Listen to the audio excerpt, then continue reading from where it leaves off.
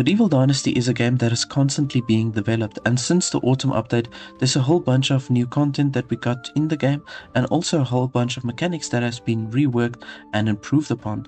So within this video, I'm going to list you 10 tips that will help you with your overall gameplay within Medieval Dynasty. Shields absorbs 100% damage caused by bandits or by wildlife at the cost of stamina.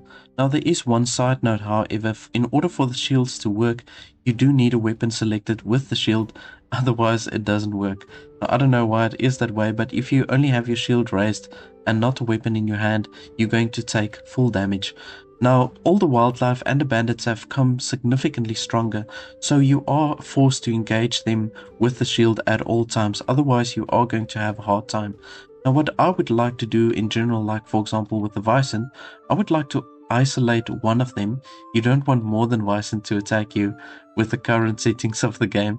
So I would lure one Bison out until they decide to charge me. So as soon as you see the health bar pop up for the Bison, then you know they are going to charge. So then once they charge, I will raise my shield, and just to show you how the shield works, I'm going to raise it, and you can see there I haven't lost any health, but only took a little slump within my stamina. So I can take as much hits as I can as long as I've got stamina, and it will absorb all the hits.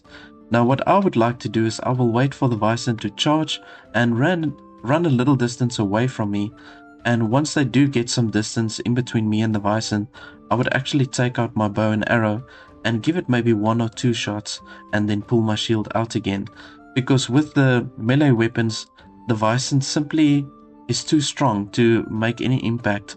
If I can get close enough, I'm gonna just show you an example here. I've got an elite sword now selected, and it is really difficult to actually get a good hit in. So that's why I would wait until the Bison has got some distance away from me, and then I would just pull out my bow and arrow, and I would take 1 or 2 shots, and I would quickly pull out my shield again as well as my sword, and then I can block it again, just like that. Since the release of the autumn update, we've also got now a crop management system. That means you can have more than one crop on a crop field per year and not leave your crop field standing dormant for too long. So you're going to go into your management tab and you're going to select the crop fields, and once you've got the crop field selected that you want to work on, you'll see there that you've got a button now for each of the seasons, and you can decide for each season what you want to do with those crop fields. Now attached on the screen, I've got a link of how I do my crop layouts, also to give you a better idea of what you can do with your own crop fields and make the most out of it. Bronze hammers used to be my go-to item to make a whole bunch of money in the early stages of the game prior to the autumn update, but since this update we've got a whole bunch of extra weapons that's been added to the game, so my new favorite item to make money is the bronze mace. So obviously we've got access to copper and tin from the very early stages of the game, and you can smelt that into bronze with any level of smithy that you've got, and then you can head out to the anvil, and once you get to the anvil you're going to select the weapons button, you're going to go to the bronze weapons, and then you can craft yourself the bronze mace, obviously unlocking the technology first. But you'll see that you only require 1 bronze bar, 1 leather and 1 lock, so you use very little resources to craft it, but you get a very good return on that. So I'm going to just show as an example how much money you can get for the bronze mace. Just keep in consideration I'm at the barter level 2 skill with my diplomacy, so you're going to go to the merchant and you'll see that you can get 238 coin on level 2 barter for the bronze mace. Now also do bear in mind, if you do craft the bronze mace you get way more production experience than you get with the bronze hammers. All across the map you will find much bigger bandit camps that has got much stronger bandits and can prove to be quite a challenge to take them out. But if you do manage to take out all of these bandits, obviously you will find very good loot, but also aside from that you've got the possibility of finding prisoners that you can then recruit to your village. Now generally these prisoners have got really good stats, so they can make a significant difference in your production within your town. So it's really worthwhile to go out and look for these bandit camps to get yourself potentially some really good villages. This next tip isn't necessarily one that came out with the autumn update, but I do think it's worth noting and definitely going to help you within your future developments. So you can upgrade production buildings without tearing the building down. So in the past, I believe it was prior to the crossplay update, you had to tear the buildings down in order for you to build a higher tier production building.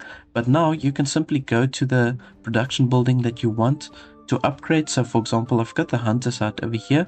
So now I want to upgrade the Hunter's Hut. So I'm going to select the Hunter's Hut Hunting Lodge 2. And then when you scroll your mouse over it, you'll see that it will highlight to green. And then when you select it, you can simply upgrade the Hunting Lodge to the higher level Hunting Lodge without any complications. You just will have to reassign your workers afterwards, but it's a much easier process in upgrading your production buildings. Since the autumn update, potions are way more effective and they also cost a lot cheaper. So I would highly recommend that you keep potions in your inventory at all times, seeing that you've got much more harsh weather, stronger wildlife and also stronger bandits. So you want to make sure that you are kitted out when you do go into the wild. So when you go to the merchant, you will see that all of the top-notch potions that you can get are really selling at a very affordable price. Aside from that, it's also relatively easy to craft.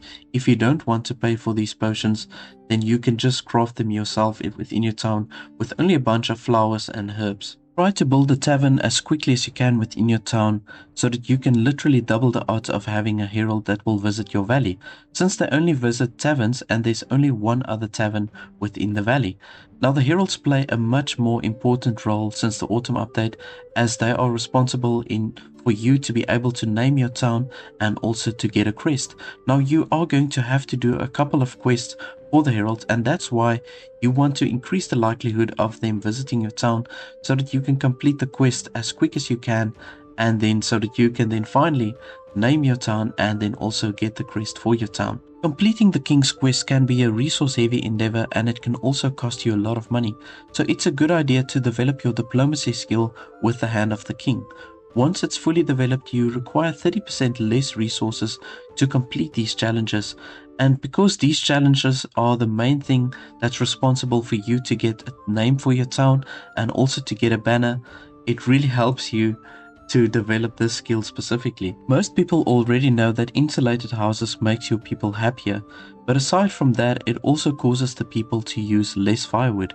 So I generally try to insulate my houses as quick as I can with dub or with limestone, depending on what building material I used, because in that way you don't have to craft as much firewood and you can use the lumberjacks to rather harvest more logs and sticks to use it for different production items and not preoccupying them with unnecessary things. Well, that's it from me, everybody. I do hope that these tips have helped you greatly, and if it did, please do remember to hit the subscribe as well as the bell notification button, then you can stay updated on everything that I do on this channel. Thank you so much for watching, and then I'll see you in the next one. In a game of adventure and strategy, we make our mark.